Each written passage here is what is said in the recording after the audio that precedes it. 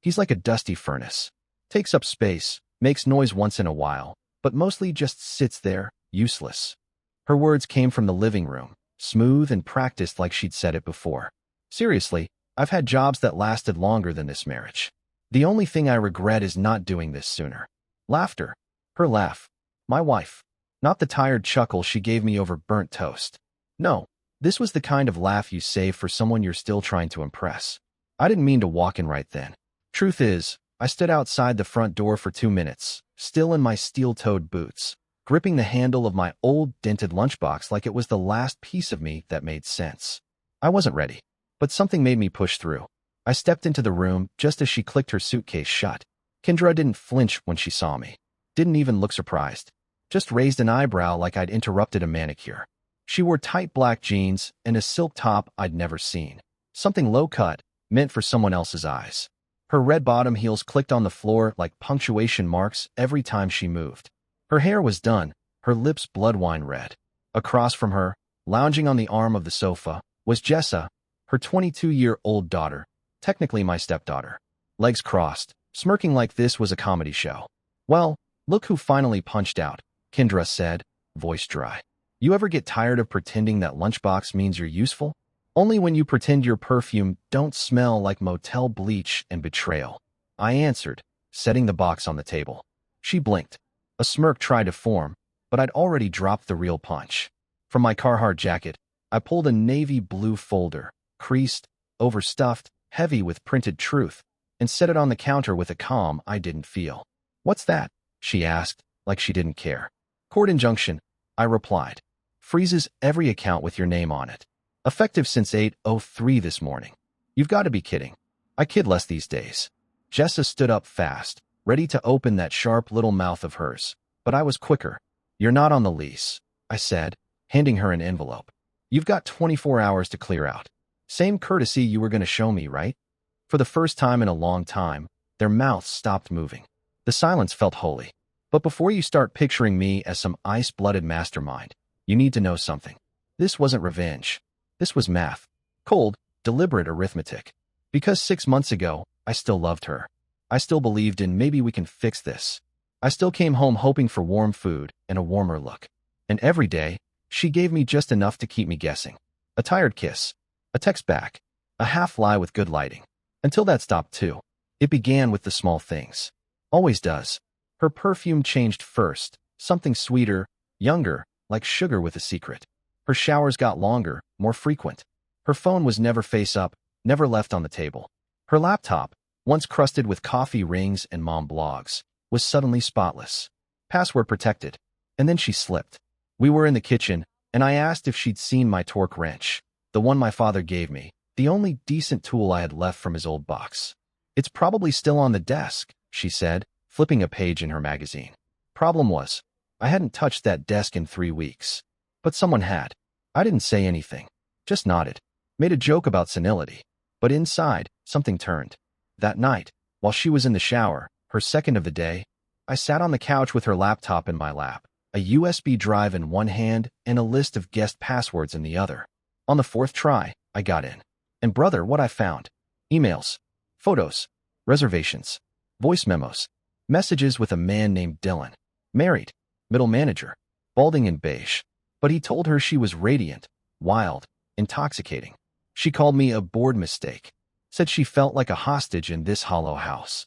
She even said she pitied me. And somehow, that hit hardest. I didn't confront her. I documented. Every reservation. Every receipt. Every digital whisper. Then I made moves. Opened my own checking account. Got in touch with a lawyer I used to load trucks with. He went to night school. Passed the bar. Owed me one. He set me up with freezes, filings, and steps to protect everything I had left. I moved my keepsakes. Photos of my mom. My dad's dog tags.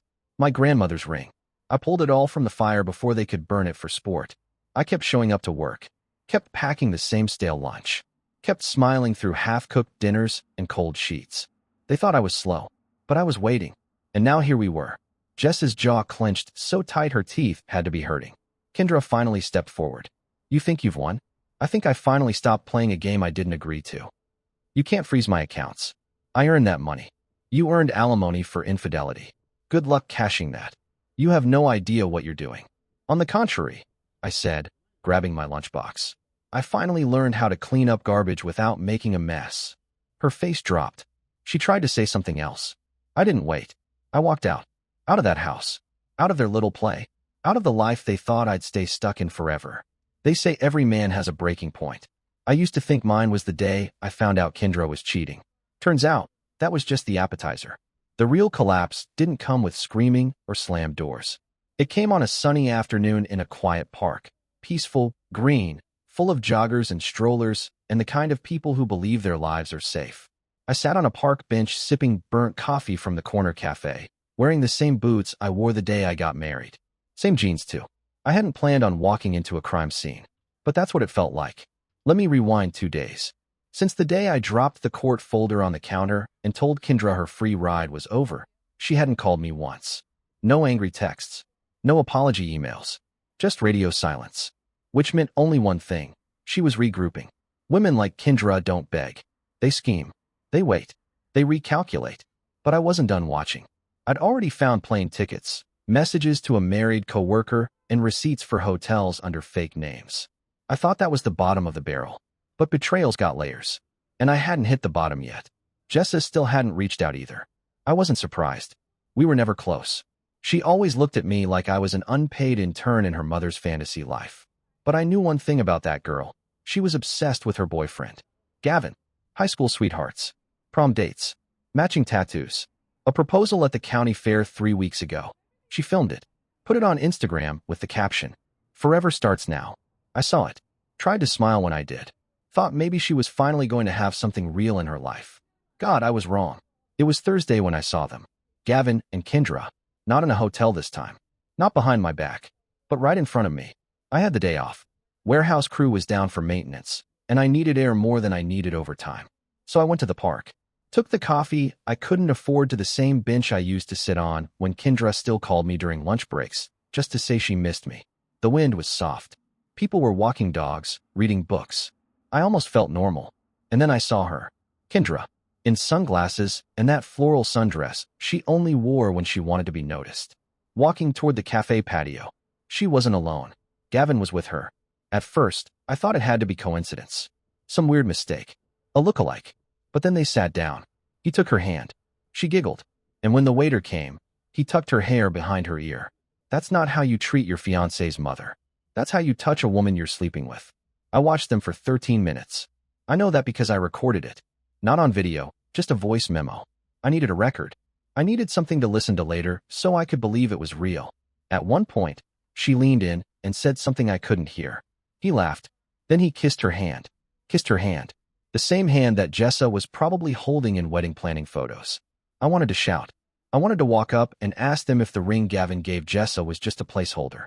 But I didn't. I just sat there, counting every second. Later that night, I went back through old texts, photos, Jessa's social media, and I started seeing it. The overlaps. Photos of Jessa and Gavin at brunch. The same morning I saw a charge on Kendra's card for a boutique hotel. Selfies at the lake. Same weekend Kendra claimed she had a wellness retreat. She'd been sleeping with him while her daughter was planning a life with him. And the worst part? Jessa didn't know. She still posted, "Can't wait to marry my best friend." She still tagged him in videos of dress fittings and ring sizing. I couldn't unsee it, and I couldn't ignore it.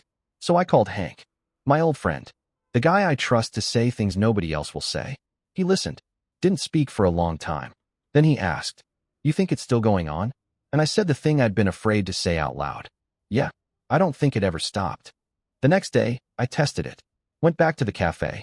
Same time, same bench, same gut ache. And they were there again. Different clothes. Same seats. Same touch. This time, Gavin kissed her neck. Right there. On the patio. Public. Confident. Like he knew he was safe. Like Jessa didn't matter. Like I didn't matter. And the truth slapped me harder than anything had so far. This wasn't just an affair. It was sport. They were playing with fire because they liked the heat. And if I didn't step in, they were gonna burn someone else. That night, I went back through every file I had on Kendra. Emails. Bank statements. The second phone I'd cracked open from her vanity drawer. And there it was. His name. Gavin. Buried under a fake contact name, Mason, probably because he was laying bricks in her web of lies. They'd been meeting for over a year. The same time Jessa and Gavin were saving for a house. Kendra told him Jessa didn't satisfy him emotionally, that she was immature, that she and Gavin had real chemistry, and he told her he'd never felt this alive. I nearly vomited reading it. And then I remembered, I paid for Jessa's tuition.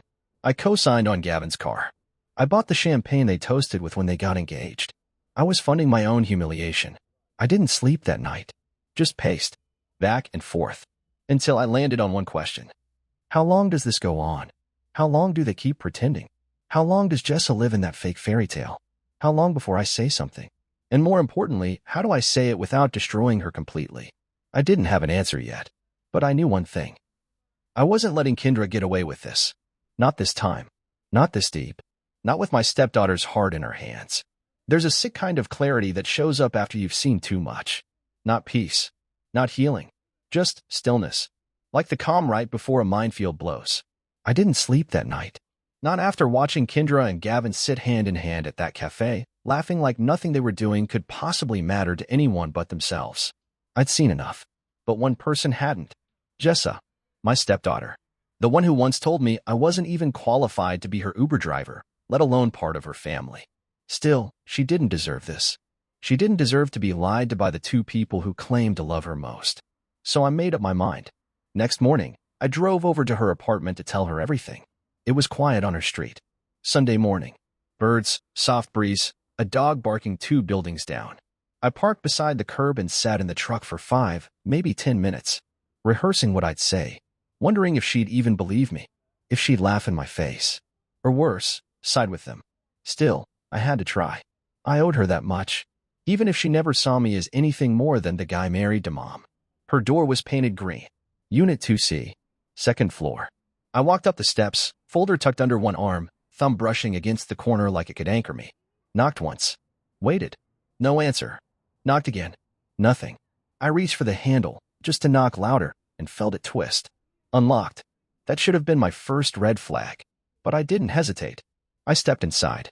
The air hit me first, warm, perfumed, sharp with citrus and something muskier. Not Jess's usual scent.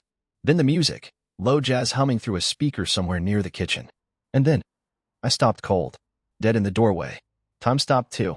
Kendra, wearing nothing but an untied, pale robe, half slipping off her shoulders, sitting on the edge of Jess's kitchen table like it was her personal throne. And between her knees, Gavin, her daughter's fiancé. His hands were around her waist. Her arms were looped around his neck. Their foreheads touched. She was smiling. He kissed her. Once. Soft. Too natural. Too familiar. And that's when she saw me. The room collapsed into silence. Her smile vanished like someone had yanked it off her face. John, what are you? Get your hands off him, I said. My voice didn't even sound like mine. It was too calm. Too still. This is Jess's home. That's her table. That's her fiancé. And you're sitting there like this is just another Tuesday. Gavin backed up fast, nearly tripped over the stool behind him. Kendra slid off the table, tugging at the robe like it made a difference now. She's not here, she said, voice stiff. We were just talking. In a bathrobe? On her kitchen table? With his face between your ribs. I dropped the folder on the counter. Photos. Screenshots. Timestamps. The whole damn ugly truth. Kendra glanced at it but didn't touch it. Gavin muttered something, an apology, I think, but I didn't look at him. How long? I asked. Silence. How long? She blinked, then smiled. Just a little. Long enough to know what I want. I took a step back, dizzy. That's when the heat hit me. You're in your daughter's home, Kendra. She'll never find out. She's going to walk through that door any minute. She's working a double, she snapped. She won't be back until night. And what, this is your playground now. You wear her robe, sleep in her bed, drink from her mugs while you screw her fiancé and call it love. She laughed. You're so dramatic. You're so broken. That hit her. I saw it in her jaw. Gavin tried to speak again. I turned to him. You better run now, boy. Because when Jessa finds out, it's not me you'll have to worry about. It's her. I turned toward the door. I'd said enough. Too much, maybe. My hand was on the knob when I heard movement behind me. Too fast. Too sharp. And then, wham. Something hard slammed into the back of my head. Everything went white. My knees buckled. The floor rushed up. The sound of glass breaking. A woman screaming. Then, nothing. Just black. I woke up on the carpet. Face pressed to the floor. Sticky. Something warm trickled down behind my ear. My vision danced. Voices rang out above me, muffled, frantic. Kendra's.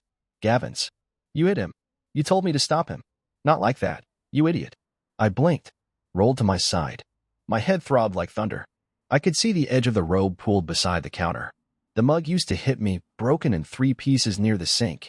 They hadn't noticed I was awake. I sat up slow. Their backs were turned. Still arguing. That's when I stood. No words. Just one deep breath. And then I walked out the door slow, steady. Down the steps. Back to my truck. Blood behind my ear. Pain in my jaw. Fury in my chest. But alive. They could lie all they wanted. They could sleep in someone else's bed. Hit me when my back was turned. But the truth? The truth was a seed now. And I was done burying it. I was going to plant it in the center of their world and watch everything they built rot from the inside. I never expected her to believe me. Not after the years she spent rolling her eyes when I spoke. Not after all the birthdays where she didn't say thank you, all the dinners where she chewed food like I wasn't even at the table. So when I knocked on her door again, this time bruised, stitched, still smelling like old cabin air, I didn't expect forgiveness. I expected the door to stay shut. Or worse, to be slammed in my face. But this time, Jessa opened it. And her eyes? They weren't angry. They were red. Like she hadn't slept in days.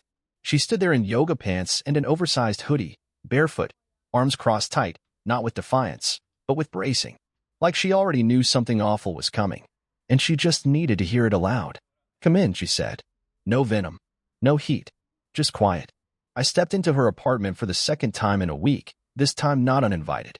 It still smelled like citrus and sadness. But Gavin's stuff was gone. No backpack on the chair. No shoes by the door. No jacket on the rack. Just emptiness. And the silence of someone who's been betrayed in a way that doesn't make sense yet. We sat at the table. The same table where Kendra had kissed Gavin 3 mornings earlier like it was their kitchen and their future. Jessa didn't look at me at first. Just stared at a chipped coffee mug she'd been turning in her hands. Tell me everything, she said. You sure? Yes. So I did. Everything. I told her about the cafe, the park, the photos, the secret account under her name, the motel receipts, her mother's robe on Gavin's shoulders, her fiancé's hand on her mother's thigh. I told her about getting hit, about waking up on her floor with the taste of copper and fury in my mouth. I told her I wanted to tell her sooner, that I'd come there the first time just to warn her, not to ruin anything, just to protect her, whether she thought I had the right to or not. She didn't interrupt once, didn't cry, didn't yell. When I finished, she stood, walked to the window, stared out for a long time. Then, she used my name. She did. For the account? Yes. The transactions traced back 4 years. For years, she whispered. You were 19. She turned. Her face wasn't red anymore. It was stone. She stole from me. She did worse. She did this in my house. I said nothing. Let it sit. Let her own it. She sank back into her chair, hands shaking now. And then she said the thing I least expected to hear. What do we do next? I blinked. Jessa. No. What do we do? You believe me? She scoffed. She slept with him in my house, she said flatly. I saw the photos, John. I read the email. I recognized the stupid robe. I smelled her perfume. And Gavin, he lied to my face when I asked where he'd been that night. I didn't want to believe it. I made excuses. I tried to sleep it off. She looked at me. Really looked at me. But it's real. Yeah. So now we do something about it. That's how it started. Me and her, 2 people who couldn't stand each other a month ago, now bound together by betrayal so deep it rewrote our blood. We didn't scream. Didn't plot fire and violence. We plotted something smarter, quieter, permanent. Step 1 was gathering the rest of the files. I brought everything from the cabin, the drives, the backup folders, the statements I printed. Jessa used her old laptop from college to organize it all. Sorted into folders. One for Gavin's texts and calls. One for Kendra's finances. One for voice messages, one of which included a recording of Kendra giggling about how Gavin's stronger in every way while complaining about John's old man smell. Wow, Jessa said, pausing the audio. Yeah, I didn't know you wore cologne. I don't. She meant my skin. Jessa laughed for the first time. It was small, crooked, but real. She's disgusting. Yeah, let's end her. We weren't talking about hurting anyone physically. There was no need for violence when someone's whole life was built on the image in a mirror, and that mirror was about to crack from every side. Kendra Hartley, real estate broker of the year, local magazine profile darling, Sunday brunch leader of the Lux Ladies Club, built her entire empire on one thing: reputation. Her clients didn't just buy houses, they bought a dream, and Kendra sold it with a red lipstick smile and a pearl-white Range Rover. She sold trust. And trust? It's fragile. All we had to do was shine the right light. We started that same afternoon. I pulled out the dusty laptop I kept in the garage for invoices and old tax returns. Jessa logged into her LinkedIn, her university email, and the cloud account where she kept resumes and client spreadsheets from the marketing firm she used to intern at. Mom never deleted her backups, Jessa said. She's too lazy to remember passwords. I logged into Kendra's old iCloud. She never updated her security questions. Still had my birthday saved as her fallback code. She really thought I was stupid. What we found? A treasure chest of rot. There were 2 years' worth of emails between her and Gavin. Photos, voice notes, screen recordings. Photos of him shirtless in hotel rooms she paid for. Photos of her in towels, grinning like a teenager. A voice memo where she laughed and said, "Jessa doesn't have a clue. Gavin's mine where it counts." Receipts for flights, brunches, jewelry. Credit card statements linked to a second bank account, opened under Jessa's name, with her social, her birth date, everything. She'd stolen from her daughter to fund her affair. And worst of all, there was a folder titled, "When I Leave Him." Inside were drafts of fake narratives, letters to her family blaming me, screenshots of texts she wrote to herself as if they came from me, filled with insults and gaslighting. She was preparing to burn me before she ever zipped that suitcase.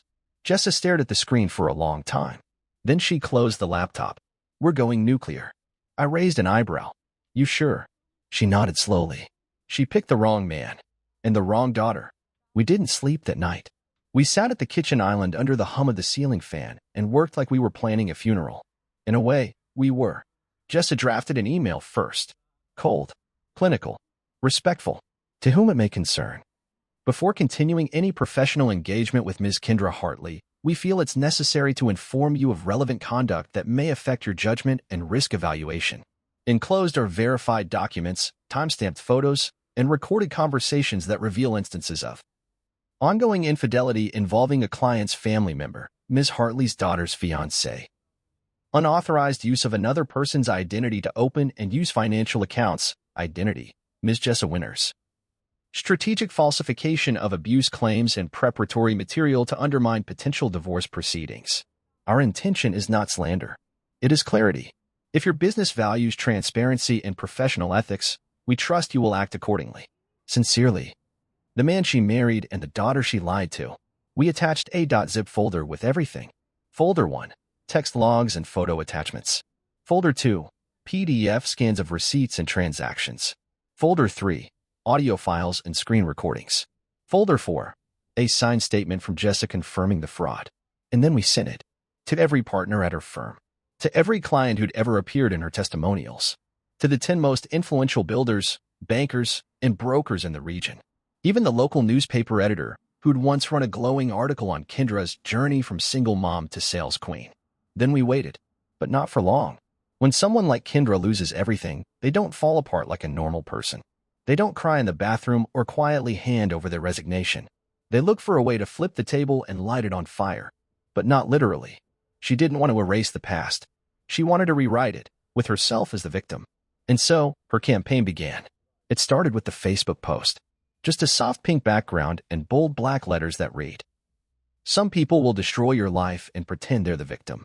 Be careful who you trust." She didn't tag me, didn't name names. But it didn't take a genius to know who she meant. Then came the phone calls, messages to mutual friends, crying voicemails to her old colleagues. She told everyone I'd hacked her cloud, that I'd photoshopped the affair, that Jessa was just confused, manipulated by a bitter man, turning on her mother because of unresolved jealousy. She started shaping a narrative. The problem was she was 2 months too late. We'd already handed out the receipts. After the files went out to her clients, firm partners, and the regional board of ethics for her industry, Kendra was already bleeding credibility. But we hadn't reached the people she saw every day, the ones who passed her in the halls, the ones who smiled at her during quarterly meetings, the ones who still might have thought, "She's intense, sure, but she's a pro." We couldn't let that version of her survive. So I sat down at the kitchen table with Jessa, poured us both a black cup of coffee, and told her, "It's time we do something permanent." "Like what?" "We make a poster." She blinked. "You mean Like a flyer? No, I said. A statement. 100 copies. Full color. Glossy. One on every desk in that building. No one walks into that office tomorrow without seeing the truth. She sat back and smiled. Let's design it. The poster was brutal and honest and impossible to ignore. At the top, in thick, red block font. Meet the couple who broke a family and a company. Underneath, side by side. Left photo, Gavin kneeling, ring box open, proposing to Jessa at the fair. Right photo, Gavin sitting in a corner booth at a cafe, Kendra straddling his lap, both laughing. Timestamped for just 6 days later. Below that, Kendra Hartley, realtor. Mother. Liar. Gavin Sharp, fiancé. Fraud. Opportunist. Then, the bullet points. Slept together while Gavin was engaged to Kendra's daughter. Used Jess's identity to create a secret bank account. Planned to leave everyone behind and steal the house equity. Lied, manipulated, and gaslit their way through a fantasy. At the bottom. If you trust her with your keys, ask what she did to her own home. Sincerely, the husband she called boring. We printed exactly 100 copies. Premium grade cardstock. No folds. No smudges. Just the truth. We showed up at her office building just after 5 a.m. Security was light, night crew already packing up. Jessa still had her old batch. She'd interned there last summer, before everything fell apart. We split up once we got inside, me on the top 2 floors, her on the first and second. Every desk got a poster. Every office door. Every glass wall. Every communal printer tray. We left 3 in the women's restroom, and 1 on the microwave in the break room with a sticky note. In case you missed the meeting. By the time the building lights were fully on, we were already back at home, eating eggs and waiting for the noise. It came by 9:10 a.m. First, a text from someone inside. Bro, it's on every floor. Every single desk. Then, she's in a meeting with the partners. It's not going well. By noon, she was gone. Her parking pass revoked. Her nameplate peeled off her office door. A cardboard box with her things packed by an assistant who refused to look her in the eye. She didn't go home. We checked. She didn't show up at her sister's either. Jessa got a call from someone who saw her crying in the backseat of an Uber, hair in her face, sunglasses on. And that was when I knew. She finally understood what we'd done. This wasn't a tantrum.